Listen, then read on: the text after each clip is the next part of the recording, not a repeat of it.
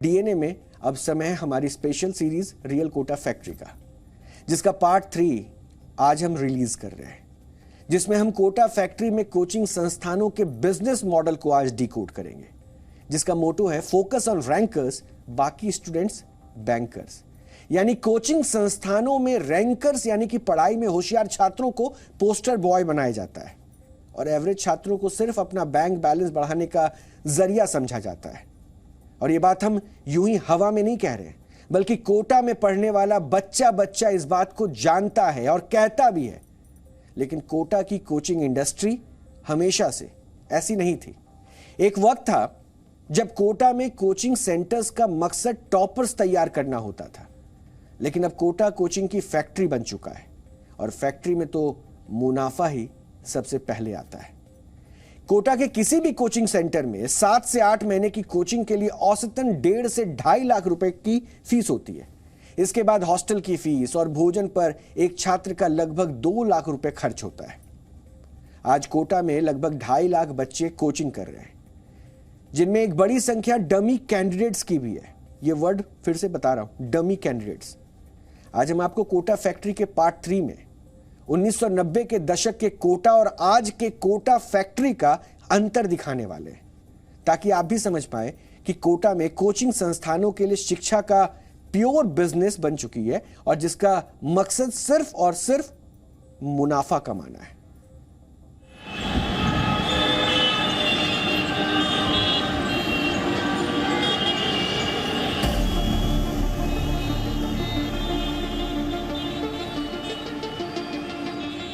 Kota coaching का इतिहास 3 दशक पुराना है। 1990 में कोटा कोचिंग की आप कह सकते हैं कि शुरुआत हुई थी, लेकिन उस वक्त ये इतना मशहूर नहीं था। ये जो बिल्डिंग आप देख रहे हैं, ये जो जगह है, यहीं से कोटा कोचिंग की सबसे पहले शुरुआत हुई थी। डॉक्टर बीके बंसल और प्रमोद माहेश्वरी ने कोटा में कुछ बच्चों को पढ़ाने की शुरुआत की थी और कहा ऐसा जाता है कि 1995 में कोटा कोचिंग के लिए टर्निंग पॉइंट होता है, क्योंकि 1995 में कोटा से लगभग 50 की संख्या में बच्चे आईआईटी के लिए सिलेक्ट होते हैं। उसके बाद से यहां पर कोचिंग सेंटर्स की भरमार आ जाती है। लेकिन आज के इस व्यवसायिक युग में वो 2 ऐसे चेहरे जिन्होंने कोटा को मशहूर किया, उसमें से एक स्वर्गीय बीके बंसल जो अब हमारे बीच नहीं है, और दूसरे हैं प्रमोद माहेश्वरी जो फिलहाल अपना एक कोचिंग सेंटर यहां पर चला रहे हैं। लेकिन आपको हम वो कमरा दिखा रहे हैं जिस कमरे में रहकर बच्चों को इन्होंने कोचिंग की शुरुआत की थी। ये कोई आपको बहुत ही आलीशान कमरा नहीं दिखाई देगा, कोई 5 स्टार कोचिंग सेंटर नहीं दिखाई देगा। फिलहाल यहां पर ये दूसरी चीजें, अपनी बुक्स की पैकेजिंग यहां पे करा रहे हैं। लेकिन एक वक्त था जब 90 के दशक में यहां पर ये बच्चों को पढ़ाते थे। साल 1989-90 तब कोटा शहर को कोई कोचिंग सिटी के नाम से नहीं जानता था। कोटा में बीके बंसल और प्रमोद माहेश्वरी ने कुछ बच्चों को पढ़ाने की शुरुआत की। तब इनका मकसद पैसा कमाना नहीं, बल्कि टैलेंट को आईआईटी तक पहुंचाना था। लेकिन वो वक्त और था, ये वक्त और है। कोचिंग आज व्यवसाय है। इतना रेंट इतना ले रहे हैं, ये फर्क थोड़ी पड़ रहा है। बाकी बच्चे क्या कर रहे हैं, उनको तो पैसों से मतलब है कि आप बिना डमी के पढ़ भी नहीं सकते हो कि मार्कशीट नहीं आएगी तो आप आगे कैसे प्रमोट कैसे होगा।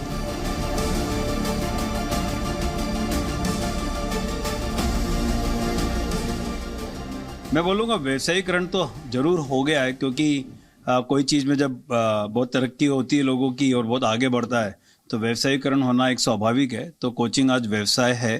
मैं ये नहीं मानूंगा कि कोचिंग इंस्टीट्यूशन ध्यान नहीं देते, परंतु प्रायोरिटीज बदल गई हैं। कि जैसे पहले हर बच्चे पे ध्यान दिया जाता था और उसी बच्चे पर फोकस करा जाता था जिस बच्चे का सिलेक्शन हो सकता है। पहले बच्चों का जो एडमिशन है सिलेक्शन टेस्ट के बिना नहीं होता था आईआईटी के लिए, क्योंकि अगर आप नहीं कर सकते तैयारी, आप में कैपेबिलिटी नहीं है, सिलेक्शन नहीं होगा तो आप मत करिए। परंतु हर बच्चों को एडमिशन दिया जाता है। तो व्यवसायीकरण तो हो ही चुका है। जो बच्चे अच्छे हैं उनको पढ़ाया जाता है, तो और बाकी को सिर्फ खुश रखा जाता है। तो ये बोल सकते हैं कि 90% are paying for the education और रिमेनिंग 10%। तो आप बोल सकते हैं कि फोकस इज ऑन रैंकर, बाकी सारे स्टूडेंट बैंकर्स। ये कोटा फैक्ट्री का आईना है, जहां कोचिंग अब व्यापार बनकर रह गई है। ऐसा व्यापार जिसमें कोचिंग संस्थानों के लिए स्टूडेंट्स की सिर्फ 2 कैटेगरी है, पहली रैंकर्स और दूसरी बैंकर्स। आप किस चीज की तैयारी कर रहे हैं? नीट की। नीट की। कितने महीनों से आप हैं यहाँ पर? अभी लगभग 7 महीने हो गए शायद। 7 महीने से। अच्छा, क्या कैसी स्थिति है यहाँ पर, क्या माहौल है? माहौल ठीक है, अच्छा है, पढ़ाई का माहौल है। कोई प्रेशर, कोई तनाव, कोई ऐसी बात जो आप लोग शेयर ना कर पाते हो? नहीं, ऐसी तो कोई बात नहीं है, प्रेशर वगैरह कुछ नहीं। आपके मम्मी पापा कितने दिन पर आते हैं यहाँ मिलने आपसे? महीने में 1 बार या कभी कभी 2 बार आ जाते हैं। इतना रेंट इतना ले रहे हैं ये, मतलब रेंट के हिसाब से बच्चे के, एक तो स्कूल वाले भी इतना वो कर रहे हैं, मतलब पैसे का सारा कुछ मैटर फेल कर देता है आदमी को। कितना पैसा ले लेते हैं कोचिंग वाले? अभी तो फिलहाल जो ले रहे हैं वो तो ले ही रहे हैं। कितना? अभी तो 22 के समथिंग। 1,22,000 एक साल का? एक साल का। और हॉस्टल में कितना खर्चा लग जाता है? उतना ही हॉस्टल में आ जाता है, 1 लाख के आसपास। हाँ, ज्यादा पड़ता है बल्कि। तो यानी कि लगभग 1 साल में 3 लाख रुपए के आसपास का खर्च आ जाएगा एक बच्चे हाँ, का। आ जाएगा। हॉस्टल वाले करते हैं, हॉस्टल वाले तो कहते हैं 5 को ही दो हमको। तो अगर 5 तारीख से 6 तारीख को किराया गया तो पेनल्टी है। कितनी पेनल्टी? पर ली नहीं है, फोन करके प्रेशर जरूर डालते हैं कि पेनल्टी लगेगी, आप पैसा जरूर डालें। अब मोटी फीस वसूलते हैं तो कोटा कोचिंग सेंटर्स को उस फीस को जायज भी ठहराना होता है और फिर इसका बोझ भी यहाँ पढ़ने वाले छात्र उठाते हैं।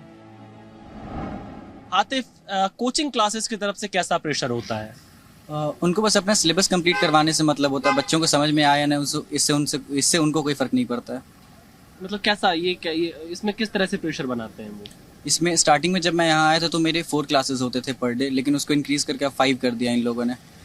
ऐसे ही बार बार बच्चों को बोलते हैं डाउट काउंटर पे आके बैठो, पूछो, लेकिन उनको फर्क नहीं पड़ता बच्चों को समझ में आ रहा है या नहीं आ रहा है। तो जैसे संडे छुट्टी मिलती है कि नहीं? संडे को छुट्टी मिलती है, बाकी सैटरडे को भी क्लासेस होती हैं। जब यहाँ आए थे स्टार्टिंग में तब सैटरडे संडे दोनों ऑफ होता था, बट अब सैटरडे को भी पढ़ाई होती है।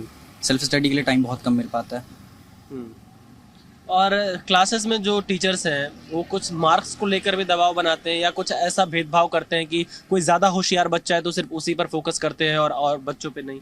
नहीं, ऐसा कुछ नहीं होता है, लेकिन जो ज़्यादा तेज़ बच्चे होते हैं उनके लिए एक अलग बैच बन जाता है, जिसको आकाश में तो इंटेंसिव बैच बोलते हैं, बाकी कोचिंग्स में डिफरेंट बैचेस बोलते होंगे। अच्छा, तेज़ बच्चों का बैच ही अलग बना देते हैं? हाँ, तो फिर जो स्कोर करें। और जो दूसरे बच्चे हैं उनका नॉर्मल क्लासेस चलता है। तो फिर दोनों में भेदभाव नहीं आएगा कि इनके लिए अलग? नहीं, अब जो बच्चे अच्छा कर रहे हैं उनको तो अलग बैच में रखेंगे ना, क्योंकि उनको भी रैंक चाहिए। उनको ये फर्क थोड़ी पड़ रहा है बाकी बच्चे क्या कर रहे हैं, उनको तो पैसों से मतलब है। जो रैंकर्स उनको अलग कर दिया कि उनका रैंक आ जाए बस। तो बाकी बच्चे क्या सोचते हैं जब उनको अलग कर देते हैं? प्रेशर फील होता है कि हम ऐसा क्यों नहीं कर पा रहे हैं। जो टॉपर्स होते हैं उन पे ज़्यादा मेहनत किया जाता है, क्योंकि उनको रैंकर्स चाहिए ना, तभी तो नाम होगा कोचिंग का, तभी तो बच्चे कोटा आएंगे, इसीलिए तो कोटा फेमस है। फिर बच्चे जो सुसाइड करते हैं उनमें से एक कारण ये भी होता है? हाँ, ऑफकोर्स ये होता है। और दूसरा मेंटल प्रेशर कुछ ज़्यादा ही हो जाता है, लास्ट टाइम आते आते सिलेबस इतना हो जाता है। कोटा में आपको डमी कैंडिडेट्स की भरमार मिलेगी, यानी वो बच्चे जो किसी दूसरे स्कूल में पढ़ते हैं लेकिन पढ़ाई कोचिंग सेंटर में करते हैं। यानी उदाहरण के तौर पर अगर किसी बच्चे का बिहार के किसी स्कूल में एडमिशन है तो वो भी कोटा में कोचिंग सेंटर में रहकर ही पढ़ाई करता है, सिर्फ परीक्षा देने बिहार के अपने मूल स्कूल जाएगा।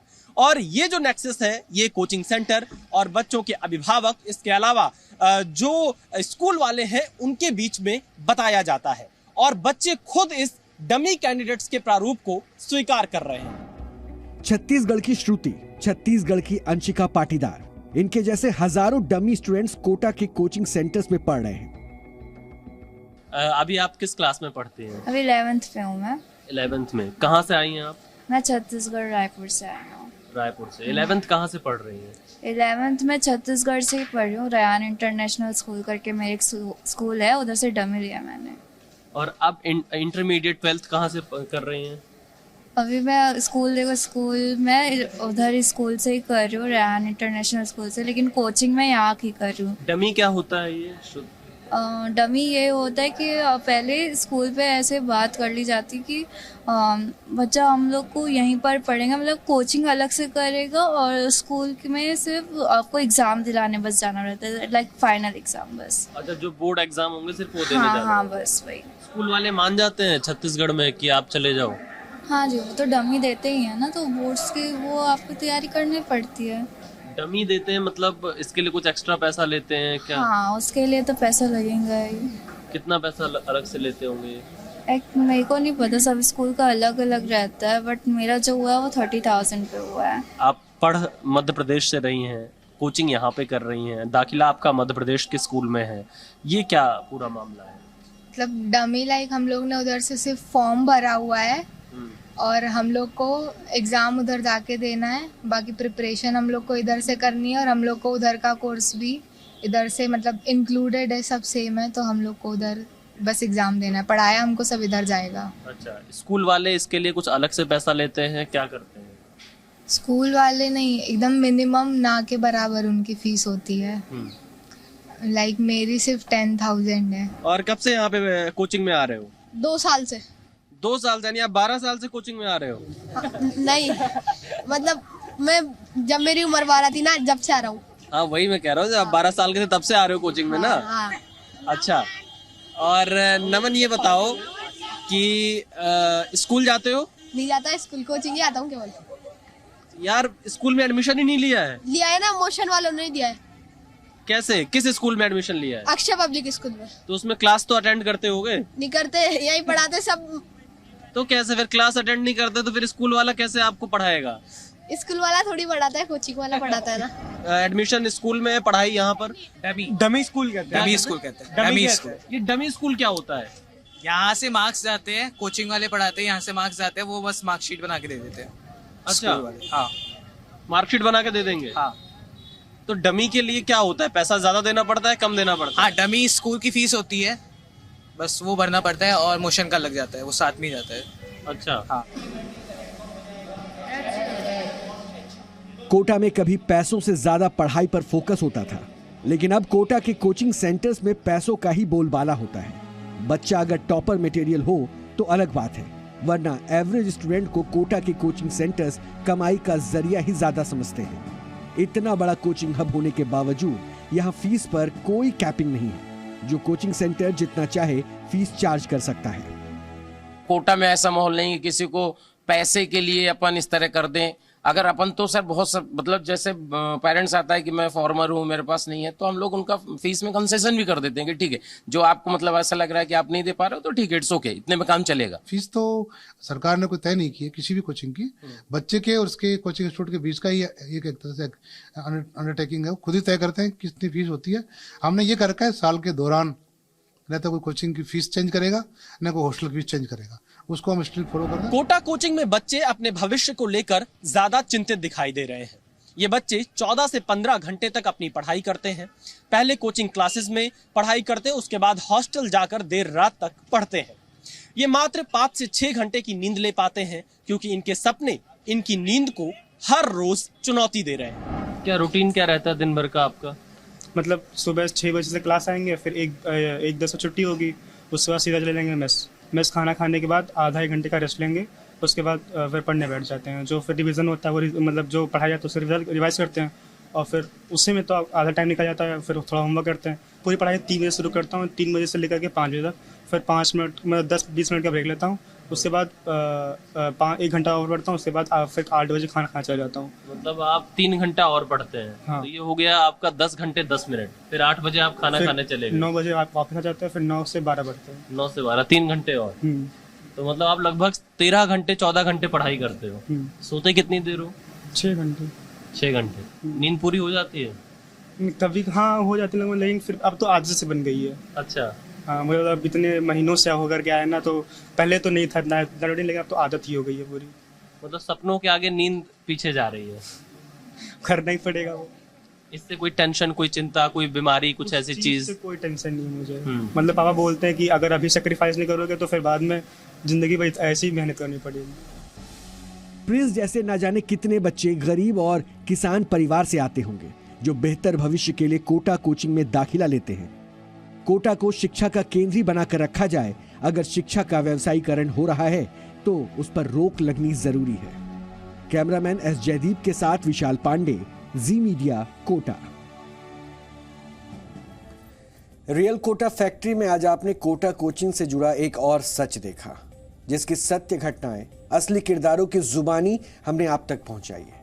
हमारा मकसद किसी की बुराई करना या कोटा के बारे में गलत राय कायम करना नहीं है। हम चाहते हैं कि कोटा की कोचिंग इंडस्ट्री में बदलाव होने चाहिए ताकि छात्रों और उनके माता पिता को वहां जाकर पछताना ना पड़े।